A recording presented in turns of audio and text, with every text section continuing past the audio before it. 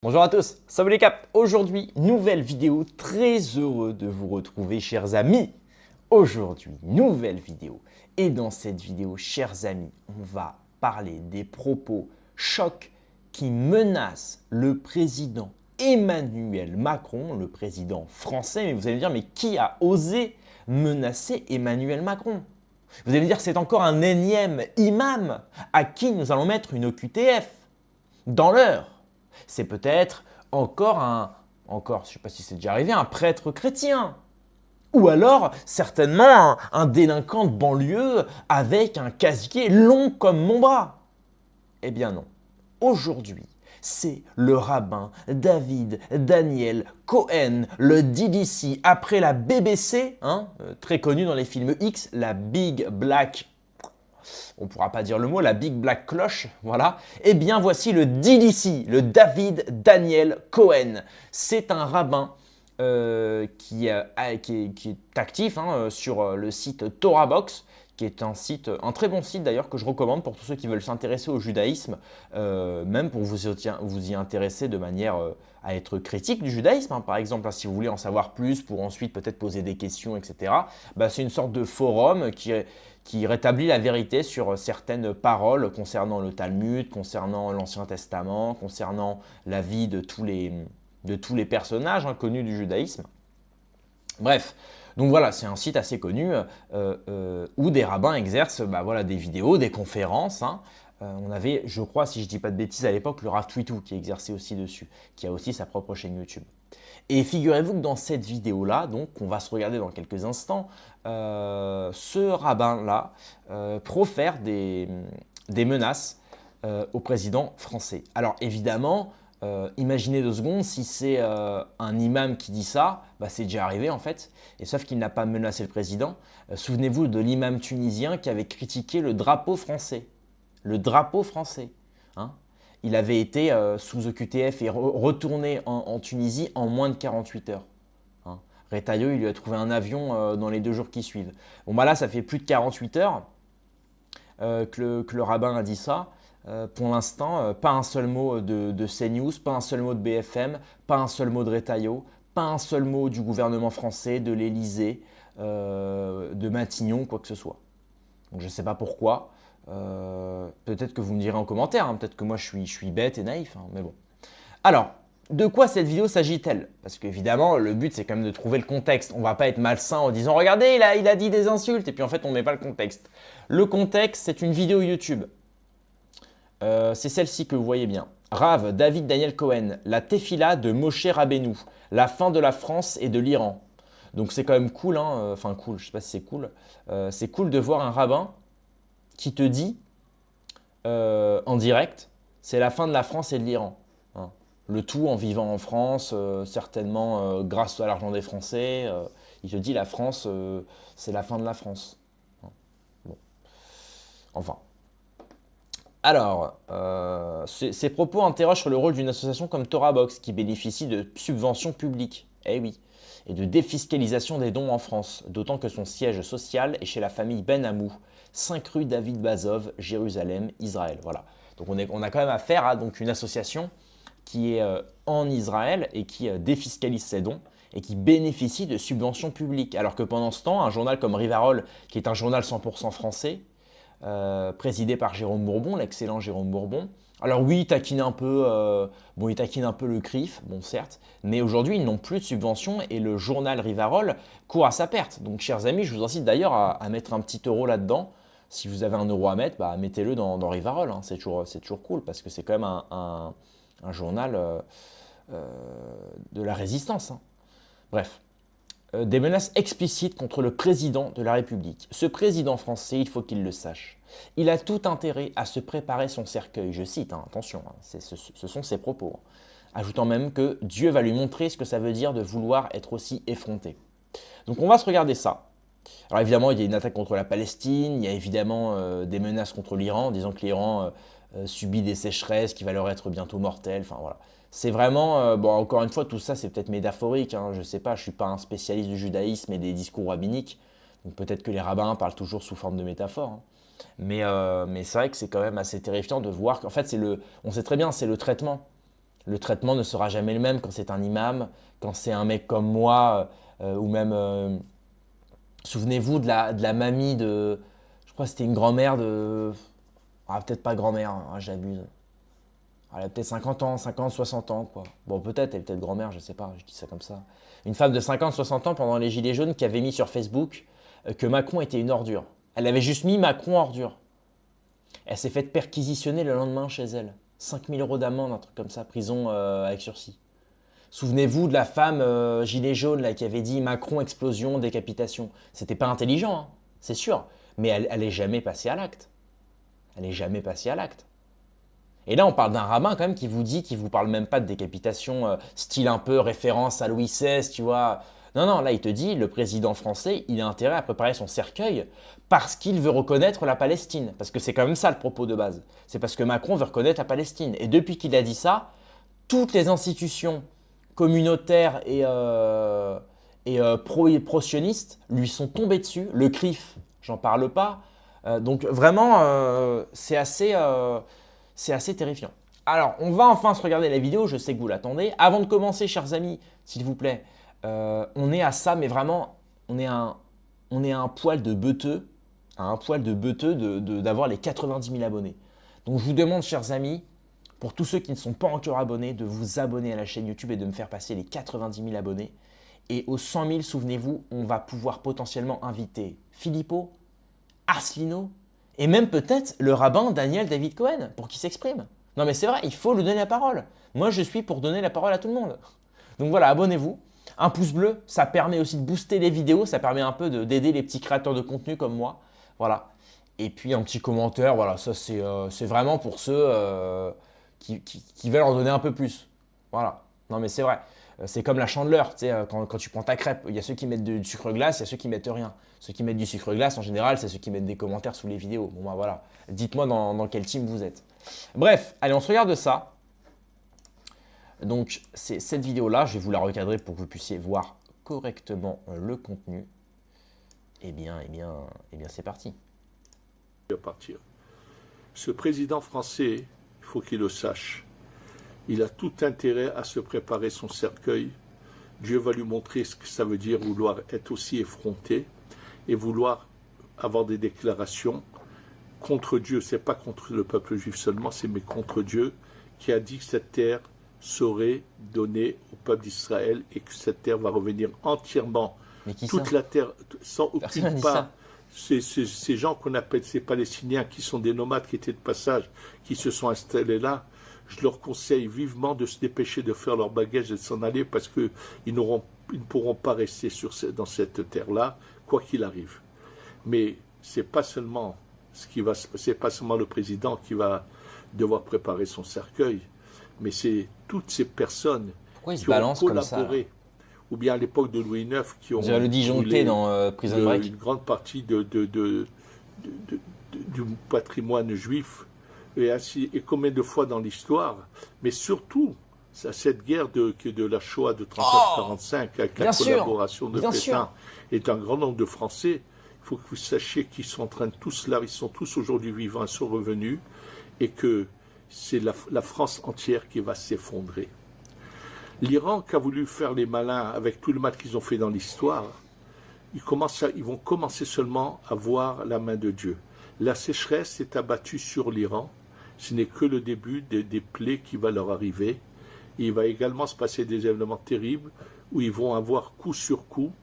Et bien sûr que là, comme je vous l'ai dit, Dieu a décidé de prendre le bâton. Si je parle de la France et de l'Iran, c'est ceux mais ils sont que les premiers sur la liste. Combien d'autres vont payer? L'Ukraine ne fait en ce moment que payer tout le mal qu'elle a fait aussi pendant la guerre. C'est pour ça qu'elle subit que la Russie lui tient tête et lui fait constamment des morts et des destructions, tout ce qui se passe. Il faut que les gens comprennent que ça y est, nous sommes en fin de parcours et qu'Hachem ne tolérera plus qu'on s'attaque à son peuple et que tous ceux qui veulent combattre Dieu, qui s'attendent aux pires catastrophes. Et quand j'ai dit que le président français se prépare à un cercueil, on le verra bientôt, comme lorsque je vous avais dit dans un des cours, la fin de Joe Biden, et on l'a vu que finalement, sa fin, c'était qu'il a été éliminé des élections. Il faut savoir que là, ce n'est pas l'élimination de son poste, mais il va y avoir des choses terribles qui vont se passer bientôt en France. Et à tous mes frères du peuple d'Israël, je leur conseille vivement, tous ceux qui peuvent, de se dépêcher, de faire leur bagage, de vendre leurs biens, de venir. Et aux non-juifs qui vivent là-bas, qui ont de l'argent, je leur conseille vivement, ceux qui ont le respect de Dieu, qui n'ont pas cette d'immoralité, de prendre leurs biens, de se dépêcher d'emmener ailleurs, parce que les malheurs qui vont s'abattre sur tous ceux qui ont voulu du mal vont bientôt arriver, ils le verront. Oui, nous sommes en fin de parcours. Quand vont se réunir maintenant la prière de Moshe, avec cette réunion du 15 Av, vont s'unir ensemble, ça va être quelque chose qui va déclencher un processus qui est déjà en route, qui va aller en s'accélérant et qui va emmener la délivrance totale du peuple d'Israël sur sa terre. Il va s'installer partout sur sa terre et qu'il va y avoir la fin de tous ceux qui nous ont voulu du mal, comme le Hamas, tous les autres, le Hezbollah, tous les Iraniens, tous ceux dans le monde qui ont voulu nous faire du mal. Il faut qu'ils le sachent que le compte à rebours a commencé et que oui, Hachem a décidé de délivrer son peuple et qu'on va assister à des choses inimaginables qui seront des merveilles. Surtout quand vous préparez-vous à attendre ce son du grand chauffard qui va annoncer la descente du troisième temple. Et oui, ça va être une surprise. Et Be'ezrat Hachem, nous allons incessamment vivre. Voilà, bon, après il fait son outro là. Alors, comme vous le voyez, bon, ça a l'air métaphorique, quoique, parce que comme il le dit, il a dit ah, Biden, j'ai dit la même chose, il a été dégagé des élections. Par contre, concernant Macron, ce ne sera pas que ça. Parce que là, vous allez voir, il va se passer des choses terribles en France. Et moi, ça me fait peur. Alors pourquoi? Alors, j'ai pas peur de ce type-là qui devrait plutôt passer au barbeur. Si moi, je connais un barbeur à Pattaya, s'il veut, je l'emmène. Hein, parce qu'effectivement, là, c'est limite, quoi. Mais plus sérieusement, moi, je pense ça au sérieux d'une certaine manière. Parce que souvenez-vous de ce qu'avait dit Netanyahou à la télé, quand il avait dit à propos des attentats. Donc, c'était avant les attentats Bataclan, Nice, etc. Hein. Juste avant, quelques semaines avant, hein, il avait dit à la télévision française, il avait dit ce qui arrive chez nous, ça va arriver chez vous très bientôt. Il disait ça d'une manière un peu brouillardesque, brouillonnesque même. Mais et finalement, quelques semaines après, est arrivé ce qui est arrivé. Et quand on sait effectivement que par exemple, ce qui s'est passé au Bataclan est terrible, hein, mais quand on sait que le Bataclan a quand même, derrière ceux qui détenaient le Bataclan, il y avait notamment le frère du Rav Twitou, qui l'a revendu 3 mois avant à la famille Lagardère, je crois, si je dis pas de bêtises. Et ça, c'est pas Namza qui avait fait une super enquête. Et tout ça est sourcé, enfin voilà, je veux dire, je dis pas des bêtises, quoi. Donc, alors, encore une fois, c'est métaphorique, hein, mais ça fait peur, quoi. Un rabbin qui te dit quand même que... bon, il y a comme tout le temps, toujours le même discours, c'est bah voilà les Juifs, si vous avez des biens en dehors d'Israël, vendez vos biens, venez avec vos bagages et venez en Israël. Ça, c'est tout le temps. Le jour de l'Ukraine-Russie, c'était pareil. Pendant le conflit Ukraine-Russie, plein de vidéos de rabbins sur TikTok et compagnie. Vendez vos biens, tout va arriver. Pendant le 7 octobre, j'en parle pas. Tout le monde, pareil. Vendez vos biens, venez, le Messia, il va arriver d'ici quelques jours. À mon œil, le Messia, il n'est pas venu, il n'y aura personne. Votre livre, là, avec votre terre promise, il n'y a rien du tout. Hein, d'accord? Il n'y a rien du tout. Il faut arrêter, là. Au bout d'un moment, c'est chiant, quoi. C'est chiant parce que les mêmes qui vont critiquer l'islam, je bois un peu parce que j'ai de la bave dans la bouche, là. Je suis énervé, hein, je suis taquin. Non mais plus sérieusement, les mêmes qui vont te dire le Coran c'est de la merde, dedans il y a Aïcha, dedans ils disent que ceci, ils disent que cela, c'est arriéré.